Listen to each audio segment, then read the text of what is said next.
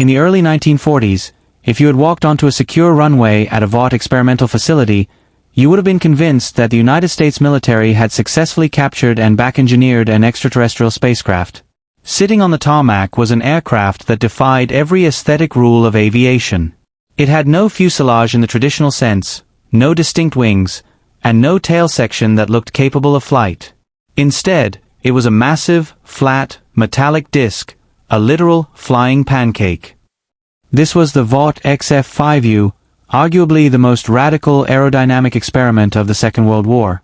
To the uninitiated, it looked like a prop from a high-budget science fiction film, but to the US Navy, it was a desperate, brilliant answer to a lethal problem. The problem was the carrier gap. During the Pacific War, the Navy faced a constant paradox.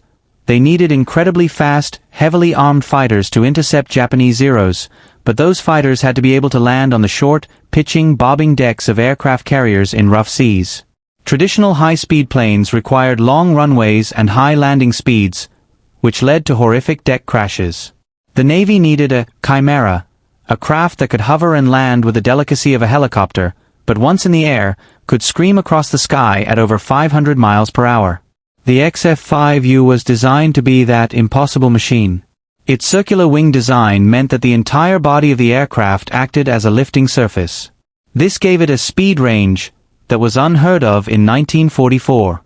It was projected to have a takeoff speed of only 20 miles per hour, meaning it could practically hover in a stiff headwind, while maintaining a top speed that would make it the fastest propeller-driven fighter in the world.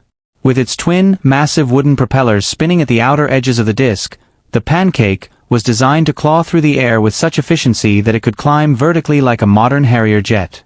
It was a 10,000-pound silver frisbee of destruction, built to dominate the Pacific skies.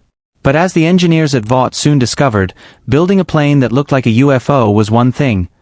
Convincing the laws of physics and the changing tides of history to let it fly was another challenge entirely. The flying Pancake didn't emerge from a committee of cautious bureaucrats. It was the brainchild of a singular visionary mind named Charles Zimmerman. A brilliant aerodynamicist at the National Advisory Committee for Aeronautics, NACA, Zimmerman was the kind of engineer who looked at a traditional airplane and saw a collection of inefficiencies. He realized that as planes got faster, their wings became smaller and thinner, making them increasingly dangerous to land on the shifting, unstable decks of US Navy carriers.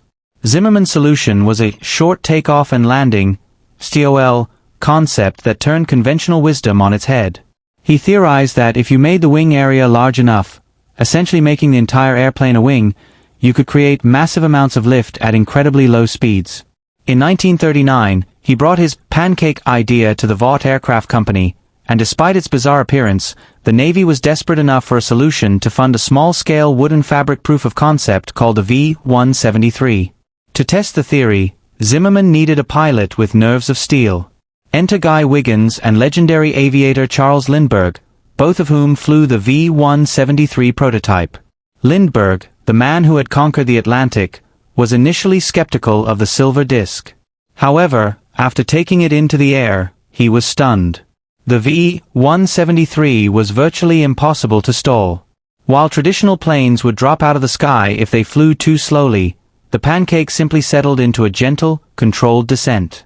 It was, in Lindbergh's estimation, one of the most stable and forgiving aircraft ever built. But Zimmerman wasn't satisfied with a forgiving, slow flyer. He wanted a warfighter. The planned XF5U was to be the armored, high-speed evolution of the concept. It was designed to be powered by two massive Pratt & Whitney R-2800 engines, the same powerhouses used in the legendary F-4U Corsair and the P-47 Thunderbolt. Zimmerman's design buried these engines inside the Pancake body, using a complex series of shafts to drive the oversized propellers. Zimmerman himself was a character of intense focus, often seen as a mad scientist by those who didn't understand the complex math of low aspect ratio flight. He was fighting a war against the STOL, trying to give Navy pilots a craft that could loiter over a fleet like a Guardian Hawk and then pounce on an enemy at 500 miles per hour. As the project transitioned from the wooden V-173 to the all-metal XF5U, Zimmerman was convinced he was about to hand the US Navy the ultimate weapon of the Pacific. What he didn't realize was that he was building a masterpiece of propeller technology just as the age of the propeller was about to end. If the flying Pancake looked like a toy from the future, it was built like a fortress from a nightmare. As the prototype XF5U neared completion at the Vought factory, engineers began a series of structural tests to ensure the radical airframe could handle the G-forces of high-speed combat and the violent impact of carrier landings. What they discovered was that Charles Zimmermann hadn't just designed a versatile aircraft, he had accidentally created one of the most rugged structures in the history of aviation. The secret lay in a new material Vought called metallite. This wasn't your standard thin aluminum skin. Metallite was a revolutionary sandwich of two thin sheets of high-strength aluminum alloy bonded to a core of balsa wood. It was incredibly light, but it possessed a structural rigidity that defied belief. Because the XF5U was essentially one giant, thick wing, the stresses of flight were distributed across its entire body rather than concentrated on a single joint. The most legendary incident occurred during the static vibration and structural integrity tests. The Navy, skeptical of the Pancake's thin, flat profile, wanted to see how much punishment the airframe could take. According to factory lore and confirmed engineering reports, the team used a heavy wrecking ball, a massive iron weight suspended from a crane, to test the impact resistance of the disc-shaped body. In a scene that sounds like a cartoon but was cold, hard reality, the operators swung the wrecking ball at the XF5U skin. Instead of crumpling the airframe or punching through the metallite, the ball bounced off. The airframe didn't just survive, it remained structurally sound, absorbing the kinetic energy and vibrating like a giant tuning fork. The engineers were stunned. The Pancake wasn't just a plane, it was an airborne shield. This indestructibility gave the pilots immense confidence. In an era where a single well-placed 20mm cannon shell from a Japanese Zero could tear a wing off a traditional fighter, the XF5U was designed to be a flying tank. It could theoretically absorb hundreds of rounds of machine gun fire and keep flying, its metallite skin shrugging off damage that would have sent a Corsair or a Hellcat into a death spiral. However, this same ruggedness would later become a curse. The very strength that made the Pancake a potential king of the Pacific made it a nightmare for the men tasked with its eventual destruction. Zimmermann had built a plane that was too tough for its own good, at a time when the world was about to move faster than his massive wooden propellers could ever take it. The XF5U was a masterpiece of engineering, but it suffered from the most fatal flaw a weapon can have. It arrived exactly at the wrong time. By 1947, the flying Pancake had successfully moved from a wooden proof of concept to a dual-engine, metal-skinned warbird ready for its maiden flight. Zimmermann's math had been proven right. The vibration issues that had plagued the complex drive shafts were finally being solved. On paper, the Pancake was ready to claim its throne as the Navy's premier fighter. But while Vought's engineers were perfecting the ultimate propeller-driven machine, the world was being shaken by the scream of a new kind of engine. The jet age had arrived.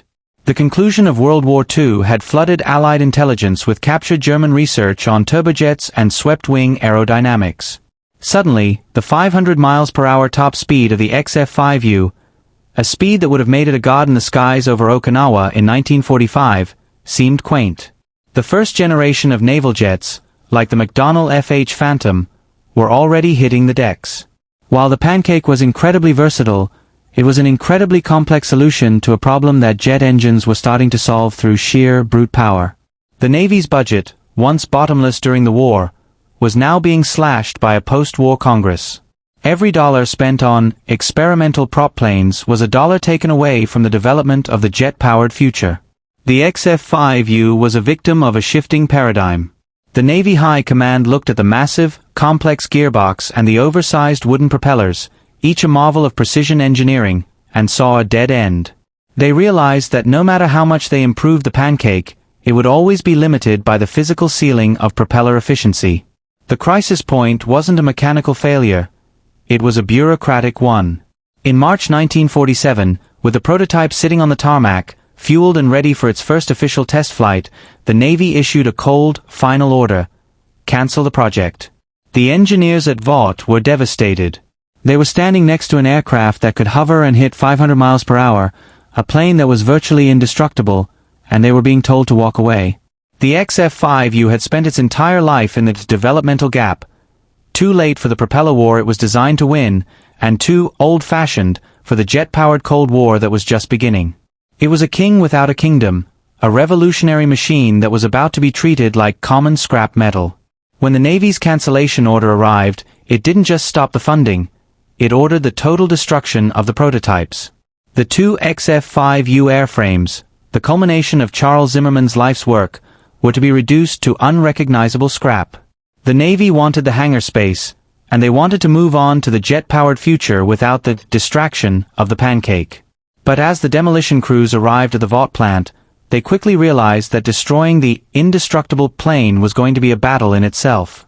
The workers first tried the standard method for scrapping aluminum aircraft, the wrecking ball and the heavy crane. In a repeat of the earlier structural tests, the iron ball swung through the air and struck the disc-shaped body with a deafening clang. To the shock of the demolition crew, the Pancake didn't cave in. The metallite skin, that revolutionary sandwich of aluminum and balsa, absorbed the shock and sent the ball flying back like a rubber toy. The airframe remained stubbornly intact, its rounded edges and internal bracing mocking the brute force of the wrecking crew. Frustrated, the crew moved to more invasive methods. They tried to tear the airframe apart with hydraulic shears and sledgehammers, but the XF5U refused to yield. The very design that was supposed to protect Navy pilots from Japanese cannon fire was now protecting the plane from its own creators. It was as if the aircraft was protesting its own execution, standing as a silent, silver testament to the genius of its design. Ultimately, the crew had to resort to total, surgical destruction. They brought in high-intensity oxyacetylene blowtorches. For weeks, the hangar was filled with the hiss of gas and the smell of burning metal and balsa wood as workers painstakingly cut the XF5U into small, manageable chunks. One by one, the massive propellers were detached, the internal drive shafts were severed, and the metallite skin was slowly peeled away in jagged strips. By the time they were finished, nothing remained of the XF5U but a pile of scorched debris and a few crates of technical documents. The UFO of the Navy had been erased from the physical world. Charles Zimmerman watched as his dream was liquidated, leaving behind only the smaller wooden V-173 skimmer, which survived and now sits in the Smithsonian, as a ghost of what might have been. The Pancake didn't die because it failed. It died because it was too tough to break and too late to matter. The legacy of the Vought XF5U is one of the most tantalizing ghost stories in the history of aviation. When military historians look back at the carrier battles of the Pacific, they often speak of the what-if scenario. If the Flying Pancake had received its funding in 1941 instead of 1944, if Charles Zimmerman's vision had been fast-tracked alongside the F-4U Corsair, the air war over the Pacific might have ended years earlier. Imagine the Battle of Leyte Gulf or the defense of the fleet against kamikaze attacks if the Navy had possessed a fighter that could loiter at 20 miles per hour, effectively acting as a hovering sentry, and then accelerate to 500 miles per hour to intercept a threat. The XF5U wouldn't have just been another plane. It would have changed the very doctrine of naval warfare. It would have allowed the Navy to operate high-performance fighters from small jeep carriers or even merchant ships, turning every vessel in the fleet into a potential airfield. But the Pancake's legacy isn't just about what didn't happen, it's about what it inspired. The research into short takeoff and vertical landing, STOVL, pioneered by Zimmerman, paved the conceptual road for future legends like the Harrier jump jet and the F-35 Lightning II. The idea that a high-speed jet could also possess low-speed landing capabilities began with a silver disc made of balsa wood and aluminum. Today, the XF5U lives on in the imagination of every aviation enthusiast who looks at a UFO sighting and wonders if they're seeing Black Project military tech. It remains the ultimate example of American engineering at its most fearless, a time when the government was willing to bet millions on a design that looked like it belonged on a pulp fiction magazine cover. In the final analysis, the Flying Pancake was a victim of its own perfection. It was the absolute pinnacle of the propeller era, but it arrived at a moment when the world was done with propellers. It stands as a monument to the forgotten geniuses of the 1940s, the men who built a plane so strong a wrecking ball couldn't break it, and so fast it could outrun anything with a piston engine. It was a saucer-shaped masterpiece that was never allowed to fly, proving that in the high-stakes world of military innovation, sometimes being too good is just as dangerous as being not good enough.